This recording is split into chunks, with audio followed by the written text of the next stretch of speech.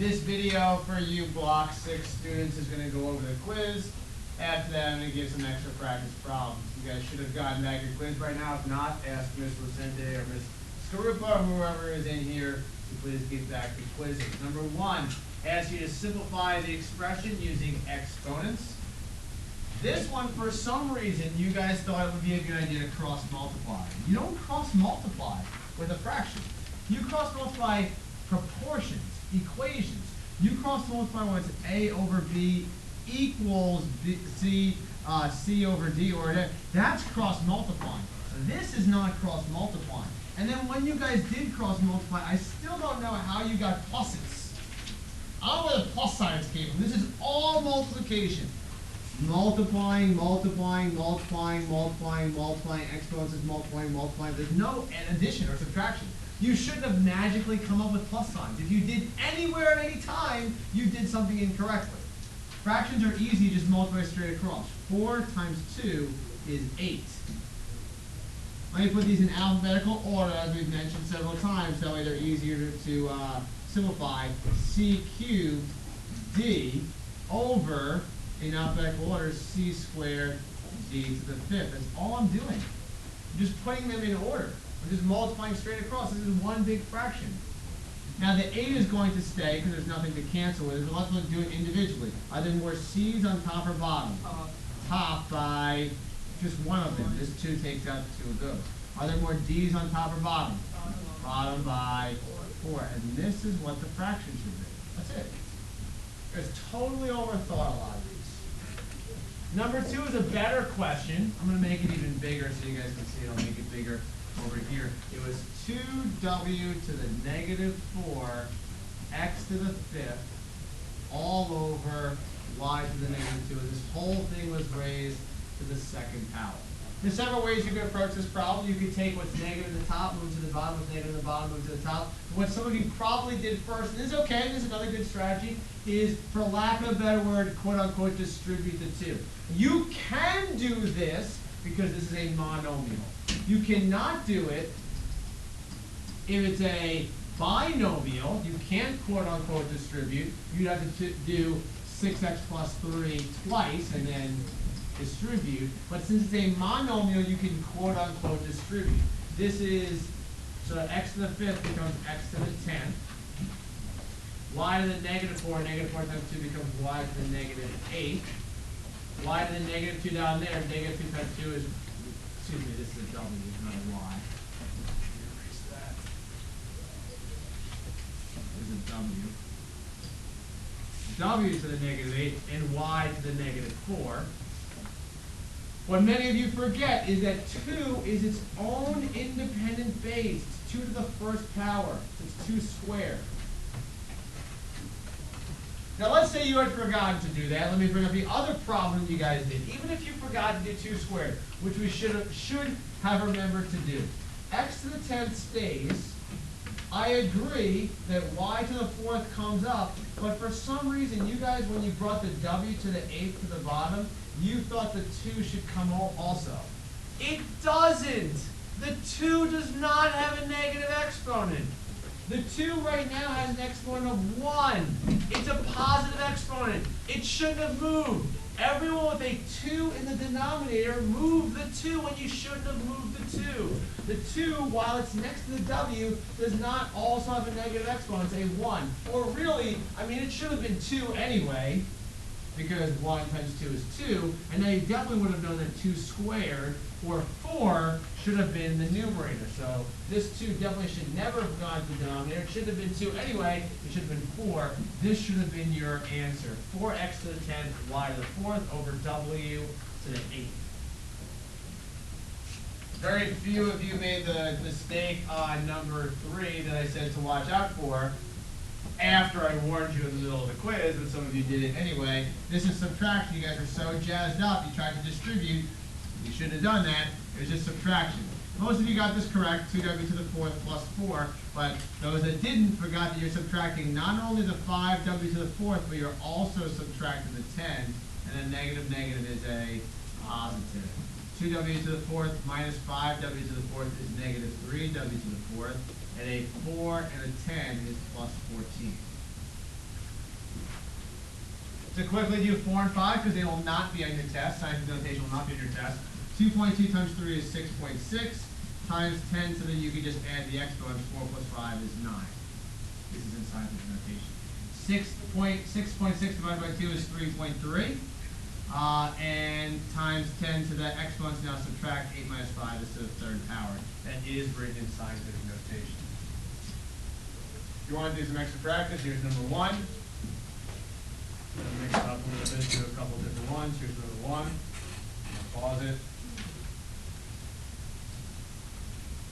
Alright, this one is all multiplication. Notice there's no plus signs, so no plus signs are going to be introduced.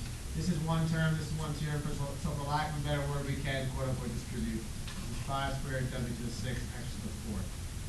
This one's a negative exponent, so it's 10 to the negative 2, w to the negative 2, x to the negative 2. It's only exponents with 1, 1, and 1. Now, since these are all negative, it means it goes to the bottom. These are all positive, it stays at the top. 5 squared w to the 6th x to the 4th. These all move down, and when they move down, they become positive. W to the positive 2, x to the positive 2. We have some more work to do though, because 5 squared is 25, w to the 6th, x to the 4th, and 10 squared is 100, w squared, x to the 4th, sorry, x to the 2nd. And now let's do each part individually. 25 divided by 100, that simplifies.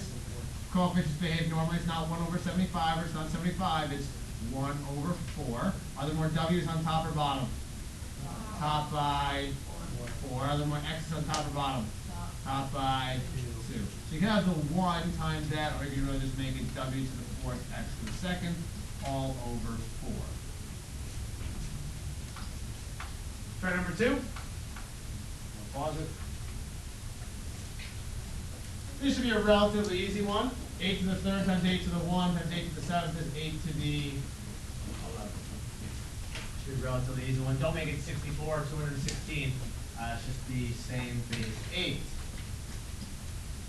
Number 3. Start talking about some negative exponents again. Pause it. One of the mistakes that students sometimes make is assuming that the 16 also has a negative exponent, but it does not. The 16 stays, but the w to the 4th does move. The 4 stays, the w to the 8th does move, and that becomes positive. 16 over 4 is 4. Either more w's in top or bottom, top by 4. So there's no reason to have a fraction anymore, so 4w to the 4th power. Number 4 is one of the ones that are traditionally very difficult for students.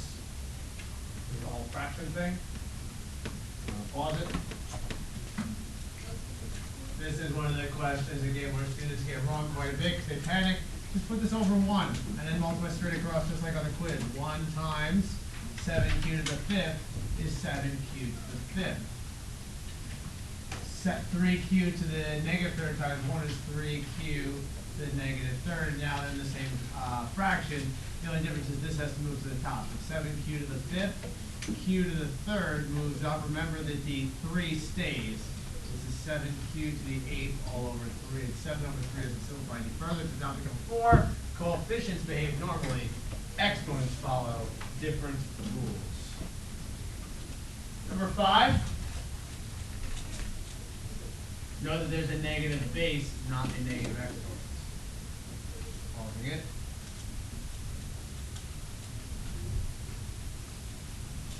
This one is not too bad. K to the 4th to the 3rd, we know that's K to the 12th. That's the denominator is easy.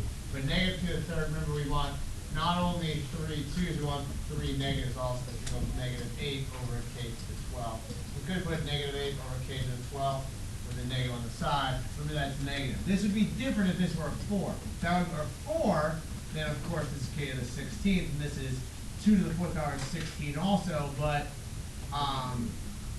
it's now a positive 16. Since there are 4 negatives, an even amount of negatives makes it positive. This particular question, though, since it was an odd amount of negatives, that's why it was negative. And an even amount of negatives, it would end up being positive. Number 6, which more or less amounts to a relatively easy one, since we're recording this. Try to see if you can do it on your own. If you know what you're doing, you know that anything to the power of 0 is 1. It's a pretty easy one off of number 6. Number 7, again, involves exponents that are 0.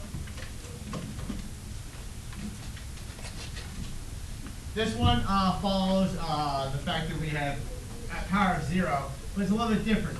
This, the power of 0, is certainly 1. However, here we got to follow order of operation. Only the x is to the power of 0, so only the x is a 1. The 6 is still 6. There's now 6 plus 1 or 7. We have time for one more. I'll try this last one, number 8, last one.